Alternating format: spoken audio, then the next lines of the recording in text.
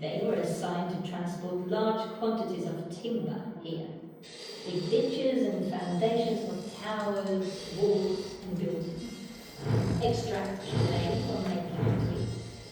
Everything that was needed for the construction of a fortress.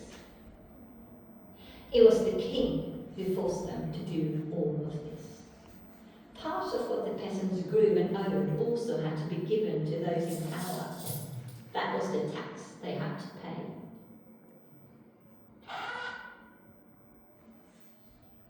Life was full of uncertainty for the peasants, with anger and rebellion never far away.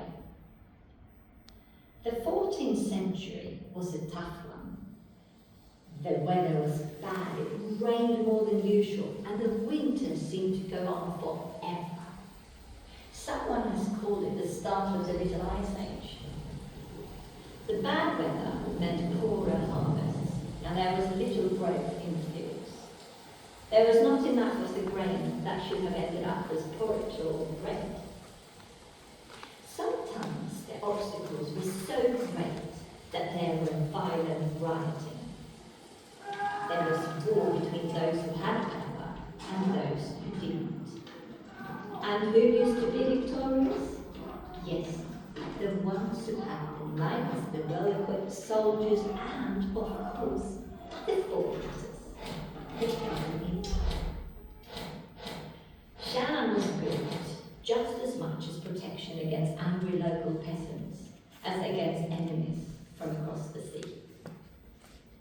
And as if all this wasn't enough, Denmark was smitten by a plague in the middle of the 1300s. Around 1350, it arrived with a ship from England, or overland from the south. It had already travelled much further than that, and initially it came from far away in the east. Many people were certain that the deaths of thousands and thousands of people were punishment from God. Other people were convinced that the plague came from murderers who had poisoned the water. Now we know that it was neither God nor murderers who were the cause, but the bacterium Yersinia pestis that lived in fleas, which in turn lived in black rats.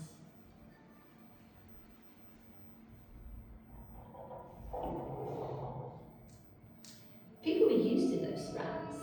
They were absolutely everywhere.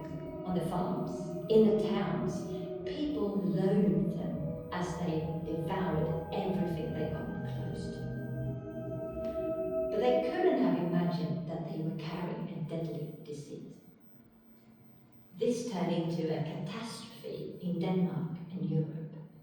Thousands of farms and homes were abandoned, and whole villages or parts of villages just disappeared. The plague was an enemy that not even Shannon could stand up